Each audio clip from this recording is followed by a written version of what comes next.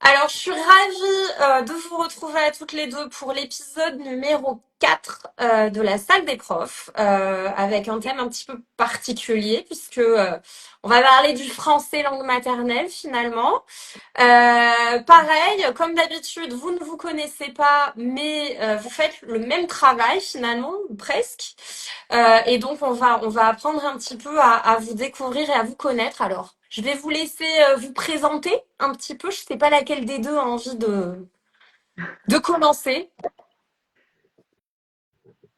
Moi, ça me pose pas de Peu problème, hein, importe. je peux me préparer. Bah, vas-y. Alors, vas-y, Anne-Sophie.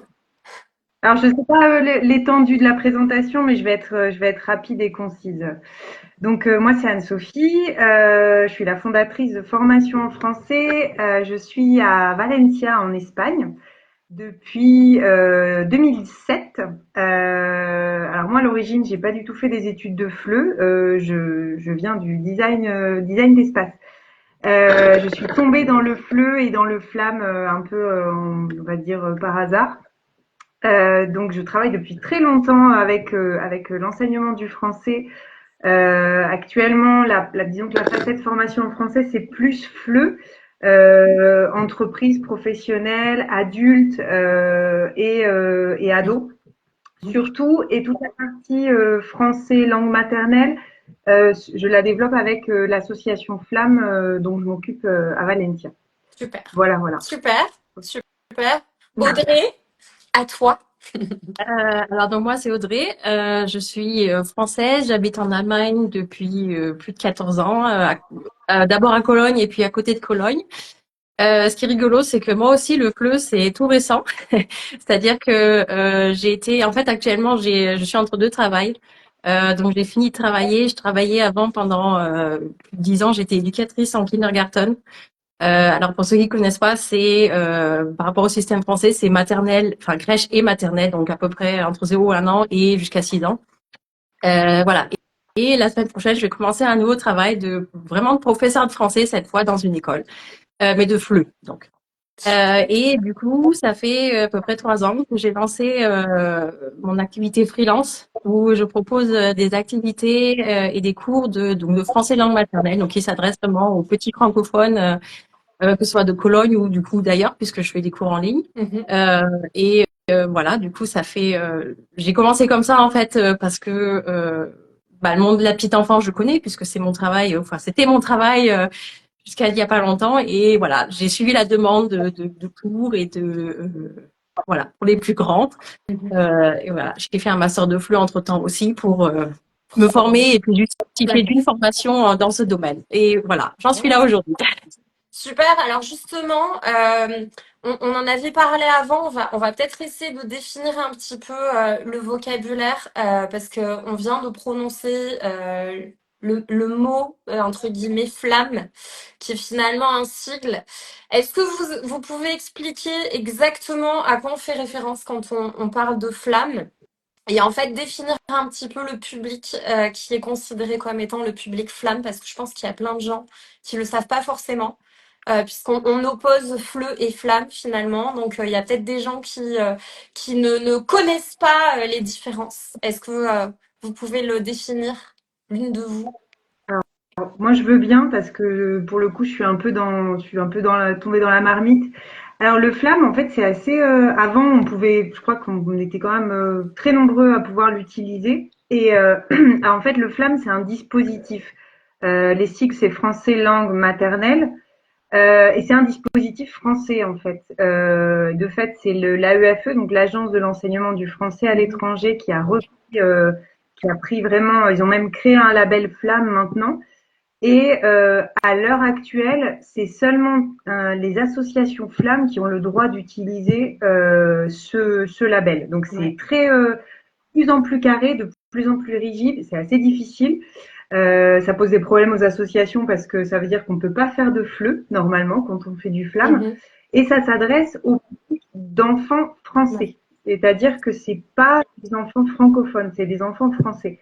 Donc du coup, c'est pas exactement la même chose que des enfants de langue, enfin c'est langue maternelle français, mais c'est un public français en fait. Voilà. Selon Ouais, c'est le voilà, On parle de partie officielle, quoi. nationalité, quoi. Littéralement, qui ont une nationalité française et qui n'habitent pas en France, Qui peut, j'imagine. ouais, faire tiquer un peu pour le public qu'on peut avoir à l'étranger, en fait. Ouais. Et ensuite, toutes les deux, vous avez quand même une expérience en FLE, c'est-à-dire si on compare un petit peu le public FLE et le public français langue maternelle, c'est quoi pour vous les difficultés ou c'est quoi les différences dans l'enseignement et dans la façon de faire classe? Moi, je vous avoue que je n'ai jamais fait classe à des Français langue maternelle, donc je vous laisse littéralement toute la responsabilité de la pédagogie. Alors, moi, je dirais pour commencer déjà, ce que j'explique souvent aux parents, c'est ou même à des gens qui demandent justement, c'est que le flamme, c'est les enfants, ils apprennent le français dès le début en fait. Leur premier mot peut même être en français. Le FLE, c'est-à-dire qu'ils vont commencer à 10 ans ou plus tôt, avant éventuellement, mais c'est-à-dire que si on prend un enfant en FLE de 10 ans, il va apprendre les couleurs, il va apprendre à dire je m'appelle Mm. machin, j'habite à machin. Un enfant flamme, il sait déjà tout ça et il a besoin à 10 ans, il a besoin d'apprendre plus en fait. Donc déjà c'est une très grosse différence à ce niveau-là en fait. Mm. Mhm. Ouais. Ouais, c'est ça, d'un point de vue du vocabulaire, ils ont déjà l'expérience du français à la maison. Donc, normalement. C'est-à-dire que nous, par exemple, ça nous est déjà arrivé d'avoir des enfants qui sont flammes parce qu'ils ont des parents qui sont francophones à la maison. Généralement, c'est plus des binationaux. Et en fait, ils n'ont jamais parlé français à la maison. Et souvent, on leur dit, bah, attendez, si vous avez jamais parlé français à la maison, du coup, votre enfant, il est fleu, il n'est pas flamme. Parce que il n'a pas cette expérience du français et c'était important vraiment qu'ils aient cette expérience du français parce que il y a vraiment une grosse différence de niveau Mhm. entre les uns et les autres finalement. Mm. Ouais, parce que du coup, si je vais un petit peu plus loin, j'imagine que c'est des enfants qui parlent, qui écoutent bien en français dans leur vie quotidienne. J'imagine que du coup, l'écrit et la lecture doit faire partie des activités, des points que vous devez enseigner, j'imagine, comme dans les pays francophones finalement. Ouais. Ouais. Ouais, Bah oui, surtout que c'est-à-dire le gros défi, il est là, quoi. C'est écrire. ouais. C'est ça, surtout que le français, en fait, c'est pas une langue transparente. Donc, rien que le mot bonjour, par exemple, si tu demandes à un petit français d'écrire bonjour, il va te regarder avec des grands yeux et dire, OK, en fonction de la langue, son autre langue maternelle, il va peut-être comprendre, mais en fait, il y a beaucoup de sons. Enfin, voilà, il faut vraiment partir de zéro pour l'écriture, Ouais. la lecture, l'écriture. Et, ouais, enfin, moi, je vois à partir de 6 ans, 6, 7 ans, c'est vraiment surtout le besoin des parents, en fait. Ouais. Et le fait aussi parce que en fait effectivement comprendre, ils peuvent regarder des dessins animés, ils peuvent parler, il y a aucun problème, mais alors forcément c'est relié l'écriture et la lecture. Souvent, alors la lecture est pas trop. Nous, par exemple, en Espagne, c'est relativement transparent, on va Ouais. dire. En plus, on a le valencien qui est similaire au catalan, donc ça va. Mais dès qu'ils veulent écrire, nous, c'est vraiment le gros boulot, c'est de les. De fait, on utilise, enfin, on en reparlera plus tard, mais on utilise vraiment du matériel scolaire français, quoi, parce que c'est pas possible d'utiliser du matériel FLE en fait pour ces enfants-là. Oui, parce que ça n'a rien à voir finalement. Je pense aussi que vous êtes aussi dans le même contexte que certains profs. Je sais qu'ils sont par là parce qu'il y a certains profs qui me suivent, peut-être qui vous suivent aussi, qui sont dans des pays francophones autres que la France. Donc du coup, qui sont dans des pays, je sais pas, je pense au Maghreb, je pense à l'Afrique francophone, etc. Qui du coup ont les mêmes difficultés finalement de passer par l'écrit. Et de passer par la lecture parce que finalement c'est des enfants qui savent parler français mais qui ne savent pas lire. Et alors du coup, si vous avez des conseils à donner à ces enseignants-là, c'est-à-dire quelles sont vos techniques alors vous venez de dire justement que vous utilisiez des ressources littéralement pour les Français, enfin de l'école, j'imagine en France. Est-ce que vous avez des conseils de ressources, des conseils d'activités? On a des petits commentaires qui disent bonjour, oh là là, on dirait que vous parlez de mes enfants. C'est des flammes alors. Ouais. Alors je pense que nous deux, on n'est pas forcément sur des mêmes types d'activités parce que moi c'est vrai que avec les flammes, alors moi j'ai travaillé avec des particuliers et quasiment pas en ligne au niveau flammes. Ouais. Alors oui, si j'ai fait le confinement quand même avec des enfants en cours particulier. Nous, on a des groupes en fait. Donc, on a de l'immersion, c'est de l'immersion linguistique. On a des groupes avec une dizaine d'enfants maximum parce Ouais. que c'est des enfants qui ont pas le même âge et qui n'ont pas le même niveau, donc c'est compliqué. Donc c'est différent. Nous, c'est vraiment présentiel. On utilise beaucoup de ressources bah, qui viennent de voilà de l'enseignement du français de l'école primaire, maternelle et primaire. Donc vraiment aller chercher. En plus, il y a des profs qui sont absolument incroyables sur Internet, qui ont je sais pas comment ils doivent pas avoir 24 heures ces gens-là pour travailler. C'est pas bon, voilà, on peut utiliser énormément de ressources justement pour les reconnaissances des sons. Moi, Ouais. j'utilise énormément tout ça. Et puis après, des cahiers d'activités, je les ai même apportés, des cahiers d'activités de CP, CE1, etc. Chaque fois que je vais en France, j'en prends. Et ça permet aussi d'avoir un ordre, de pouvoir se cadrer sur un programme, en fait, Mm. qui n'est pas un programme Ouais. scolaire. Audrey, tu as Alors, des par recommandations? contre, là, c'est vrai que la limite, alors, moi, je fais pareil, en fait. C'est vrai que la limite, moi, j'ai déjà eu des parents qui demandent pourquoi je fais pas exactement la même chose qu'en France ou dans un pays francophone. Et en Oui. fait, ce qu'ils oublient, c'est que moi, par exemple, avec moi, ils ont 1 heure de français par semaine. Ouais. Ou en primaire, ils auront, j'en ai aucune idée, 5, 6, 7 heures. Donc, difficile. Moi, je me concentre d'abord, bah, pareil, sur les sons, sur la grammaire principale. Voilà. Après, il y a des petits trucs. Bon, l'important, c'est que les enfants sachent d'abord écrire et puis on verra après. Mm. Dans les ressources, bah, c'est pareil. Moi, j'ai énormément de livres, voilà, pour les CP, les CE1. Il y a une chose que j'ai remarqué, c'est vrai que je le savais pas au début. C'est peut-être en fonction des pays. Par exemple, en Allemagne, ils apprennent pas à écrire l'écriture cursive. Ouais. Et au début, je leur montrais des textes en écriture cursive et en fait, ils étaient perdus parce qu'ils ne connaissent absolument pas ça. Et je crois que c'est très très français, Ouais. peut-être, Ouais. francophone, hein, mais Ouais. je sais que j'ai échangé avec d'autres qui enseignent à l'étranger qui disent aussi en effet l'écriture cursive. Non, c'est faut vraiment l'oublier parce que les enfants ils reconnaissent pas. Et voilà, c'est des petits trucs. Bon, on apprend au fur et à mesure. Et puis comme tu dis, il y a aussi énormément de ressources sur Internet maintenant. Enfin, c'est une mine d'or. Mhm. Est-ce que vous avez des noms comme ça d'enseignants qui vous inspirent ou des sites internet sur lesquels vous allez chercher votre matériel qu'on pourra taguer éventuellement après? Je sais pas si vous avez des Là, idées vraiment, qui je vous viennent.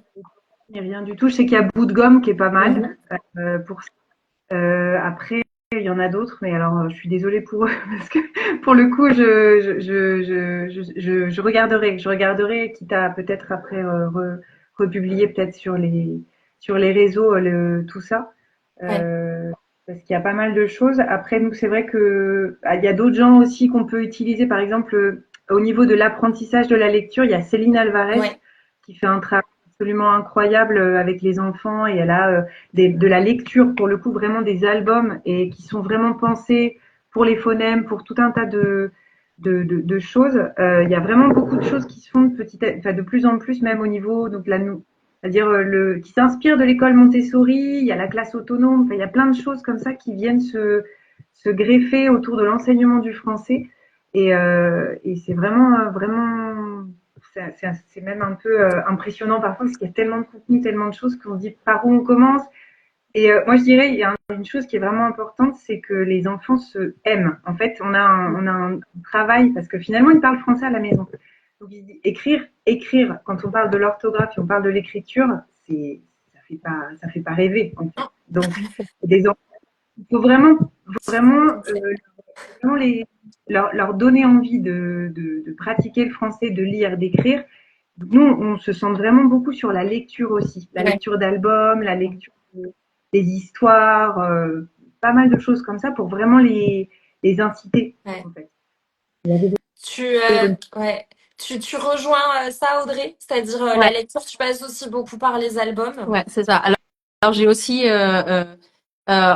pour les premières lectures, il y a aussi les Samy et Julie. Il y a, je sais pas combien de livres il y en a, mais il y a vraiment pour toutes les périodes, tous les sujets, tout.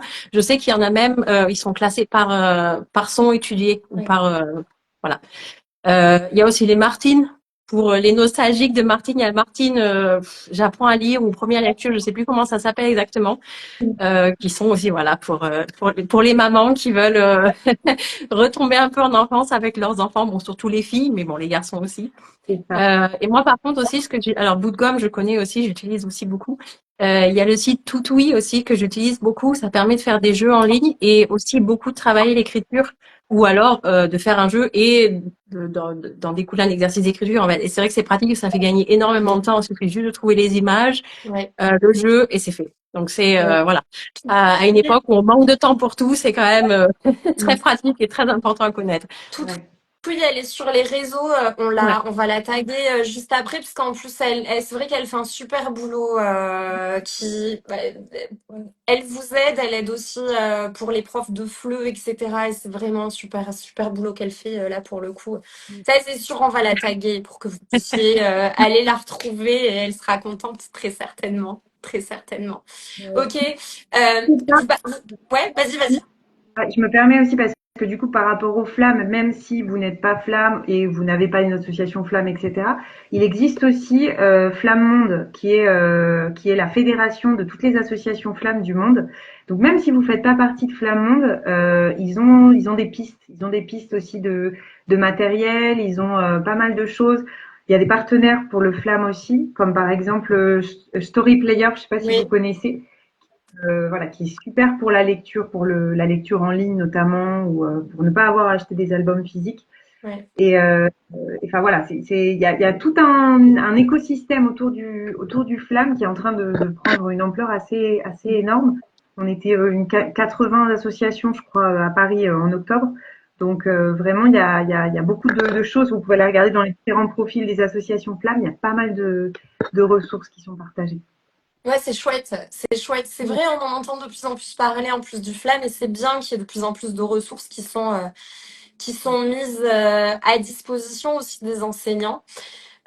Quand vous arrivez avec un cours de français langue maternelle, est-ce que vous trouvez qu'au final, les enfants sont beaucoup plus motivés qu'un petit enfant qui va faire du FLE, par exemple? C'est-à-dire, est-ce que vous voyez une différence dans la motivation? Parce que tout à l'heure, vous disiez que ben, avoir envie d'apprendre à écrire, ben, ça fait pas rêver. Donc, est-ce que vous arrivez à maintenir cette motivation? Est-ce que vous trouvez qu'un enfant de FLE est plus motivé qu'un enfant de langue maternelle ou pas du tout? Vous voyez pas du tout de différence? Ah, j'ai envie de dire, ça dépend des enfants, je Mhm. pense, parce que c'est vrai que moi, j'ai eu tout. J'ai eu des enfants où je voyais les parents se battre avec eux, vraiment au sens, entre guillemets, quoi, mais presque au sens propre pour les faire écrire. Et d'autres qui sont super fiers de pouvoir écrire et de dire, voilà, de savoir maîtriser ces deux langues ou plus, hein, mais ouais, de pas juste être, bah, du coup, un allemand ou, voilà.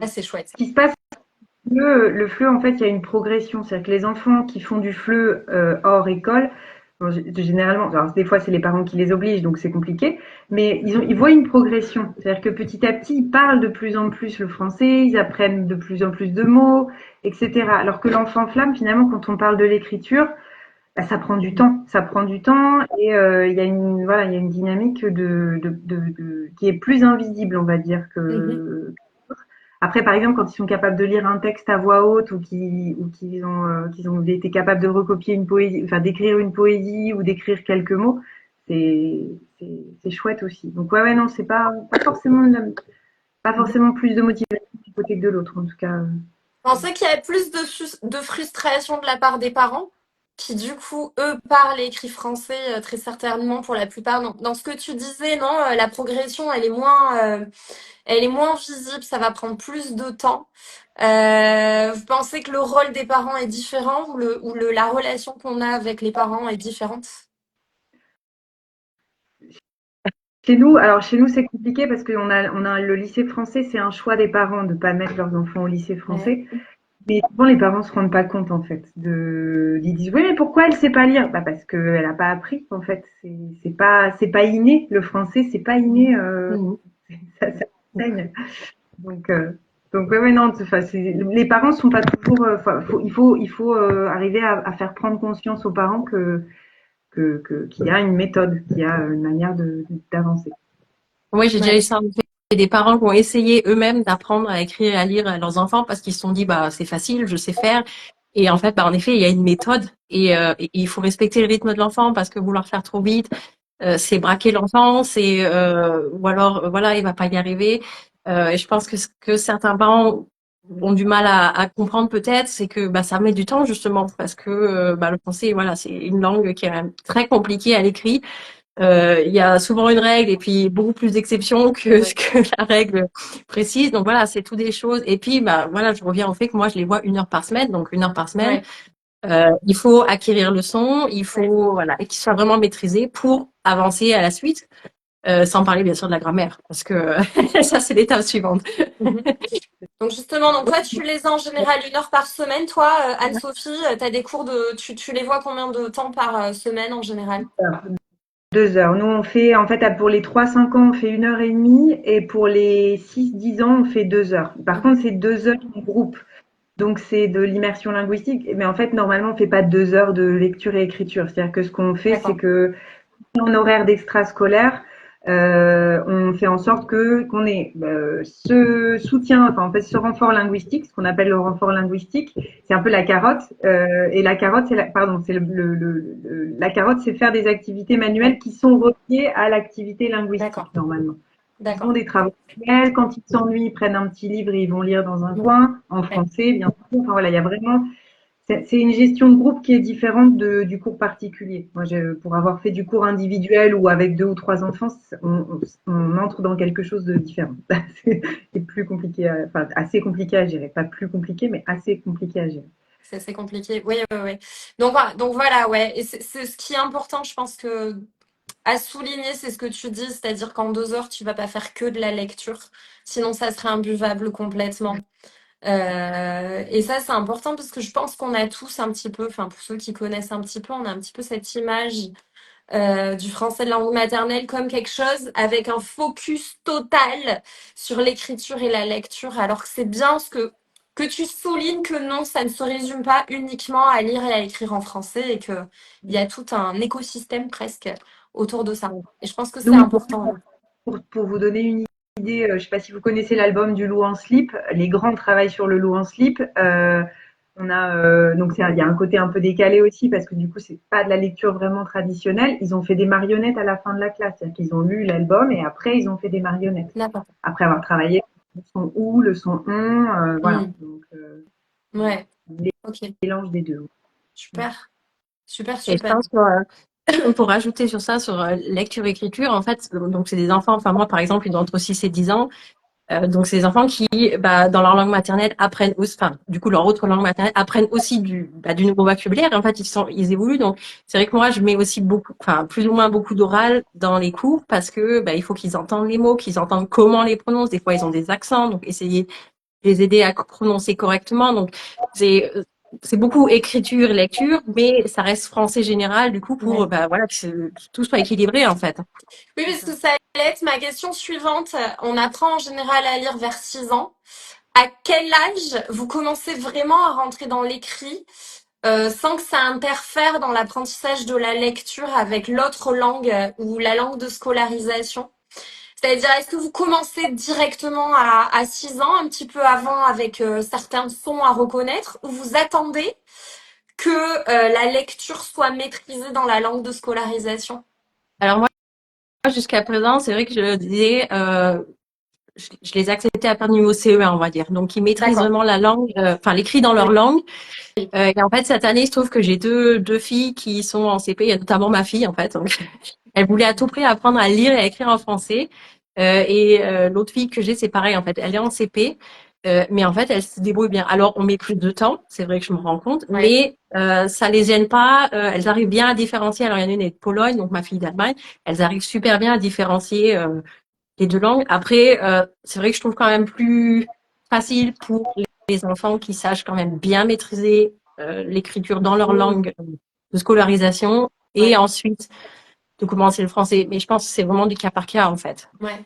Ouais.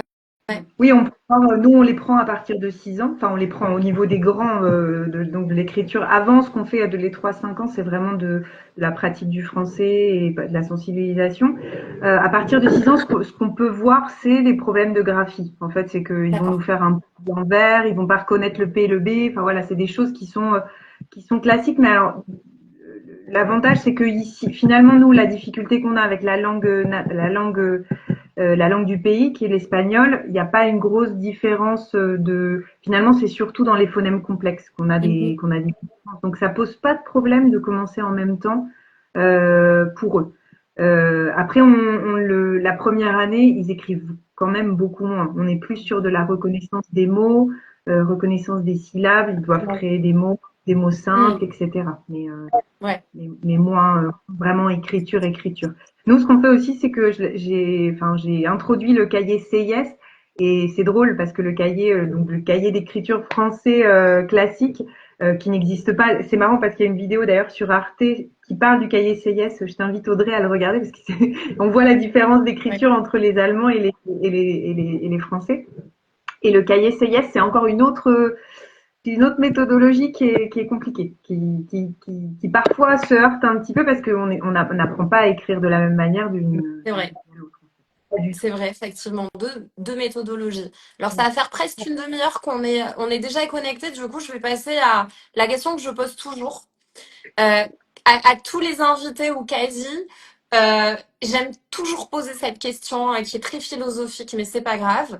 Je vous demande toujours de raconter votre pire et votre meilleur souvenir d'enseignement, c'est-à-dire un moment un peu difficile et un bon moment, ou un des bons moments. Enfin, normalement, on aime quand même, on est en général tous assez passionnés par notre travail, donc c'est vrai, heureusement, il y a plus de bons moments que de mauvais, mais il y a toujours des mauvais et des bons moments. Alors, est-ce que vous avez un bon ou un mauvais souvenir? Alors, bon, on va commencer par négatif, comme ça Ouais, on finit sur le positif. voilà, on élimine le négatif. Alors moi, c'est pas forcément par rapport à l'enseignement, en fait. Cette question que tu nous l'avais posée déjà, dit que tu nous l'as posée, j'ai réfléchi un moment, en fait, à ce que j'allais pouvoir répondre, parce que bon, il y a toujours des moments un peu moins bien, d'autres bien, et en fait, c'est vrai que la chose qui m'est le plus venue à l'esprit, c'est dans la location de salles, puisque moi, bon, quand je fais des animations à Cologne, il faut que je loue des salles. Et je suis tombée une fois sur une dame qui me louait une salle et en fait, elle a toujours essayé quand je rendais la salle, elle me trouvait toujours une raison pour critiquer. C'était pas rangé, c'était pas propre, c'était pas ci, c'est pas ça. Et moi, ça me met mal à l'aise parce que dans ces cas, enfin, quand je loue une salle, j'ai vraiment à cœur que je range nickel, c'est propre, voilà. Enfin, je veux qu'on se dise, ok, elle est bien. Et j'ai loué d'autres salles et j'ai jamais eu de problème de genre. Jusqu'au jour en fait où elle m'a envoyé une photo d'un tas de sable de 5 centimètres de haut, soi-disant de moi. Le même jour, j'avais dû moi-même nettoyer la salle qui était dans un état lamentable. Je me suis dit, ok, c'est pas moi le problème, mais voilà, c'est vrai que c'est un souvenir négatif de cette expérience. Mm.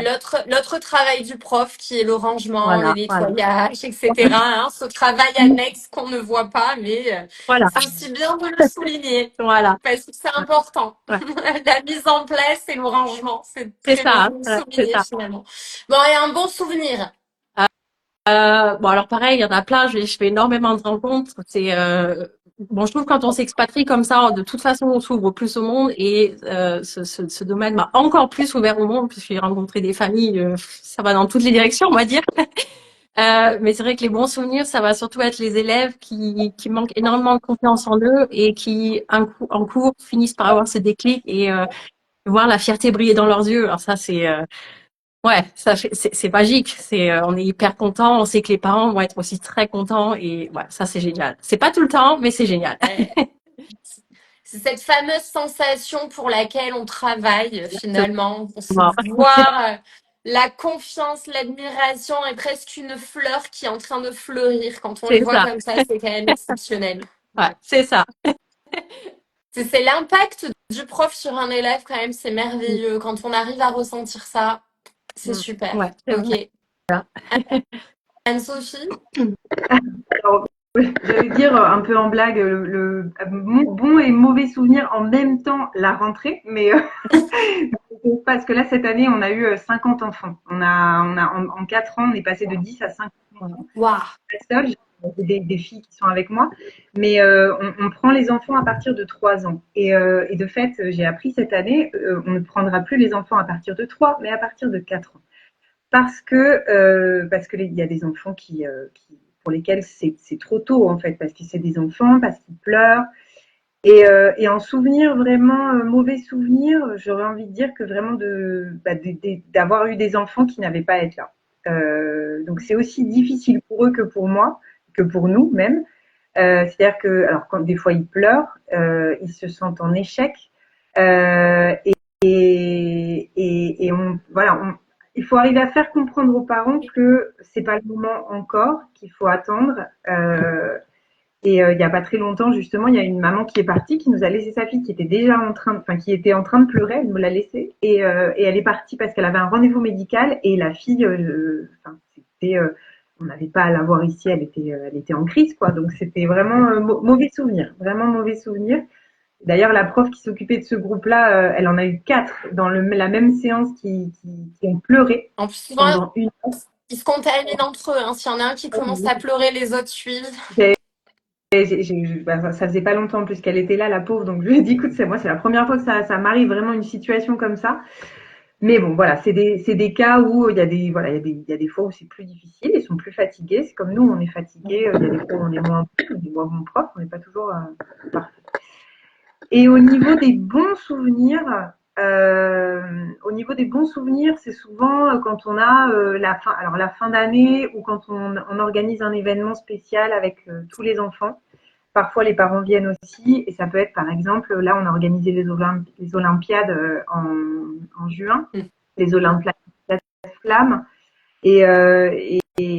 enfin, voilà, c'est ce que dit Audrey, on a une relation avec les enfants à la fin de l'année où, en fait, ils nous font, ou même à la rentrée, ils nous font des grands câlins. Ah, je suis contente que ce soit, enfin, que tu sois là, j'avais trop hâte, ou tu es la meilleure professeure du monde, et voilà, on fait pas ça pour ça, mais c'est vrai que ça fait plaisir de se dire qu'à la fin de l'année, ils sont capables, ils ont fait une présentation, ils ont fait un exposé, ils ont écrit eux-mêmes leurs phrases, ils ont fait un exposé sur la francophonie. Enfin voilà, c'est je dirais qu'il n'y a pas un souvenir, il y en a plein. Mais ouais, c'est beau de se dire, waouh, on fait quelque chose pour qu'ils soient fiers d'eux, en fait. On est fiers d'eux, mais eux sont fiers d'eux-mêmes. Et c'est vraiment quelque chose qui est énorme Oui, pour puis nous. en plus, du coup, vous leur faites prendre confiance dans une langue qui fait partie de leur histoire et c'est encore plus joli que d'apprendre une langue étrangère, en fait, qui est complètement déconnectée d'un contexte réel. Je pense que vous devez, pour ça, développer des relations encore plus proches avec ces élèves-là, parce que finalement, ça fait partie d'eux-mêmes, de leur identité. Hmm. Et c'est Et on a assez ce point commun, chouette. hein. Ouais. C'est Ouais. ça qui est chouette, c'est ça qui est chouette. Hmm. Donc faites un très joli travail, les filles. Puis vous transparaissez de la passion, de la patience aussi beaucoup et beaucoup d'idées, je pense. Donc ça doit être assez chouette d'être en classe avec vous. Chaque fois, je suis hyper frustrée parce que chaque fois que j'accueille des professeurs dans la salle des profs, j'ai toujours envie de venir dans vos classes voir. Ça me donne toujours envie, mais malheureusement, je ne peux pas aller voir tout le monde partout dans le monde. Ce serait génial, mais non, c'est pas possible. En tout cas, on va devoir s'arrêter là pour cet épisode de la salle des profs. Vraiment, c'était super. Merci d'avoir accepté cette invitation et d'échanger entre vous. C'était vraiment super. Évidemment, je vais essayer de taguer un petit peu et de faire un petit résumé de toutes les ressources que vous avez citées. Ok, j'ai pris quelques notes pendant que vous parliez. Et puis voilà. Merci à toutes les deux. Merci aussi. Merci à toi, merci Coralie pour l'invitation parce que c'est pareil, c'est une chouette thématique. Ravie d'avoir rencontré Audrey aussi. Super. Non, c'est super. Super. Bah, à très bientôt hein, pour dans une prochaine salle des profs. Bon courage les filles. Au revoir. Merci, au revoir.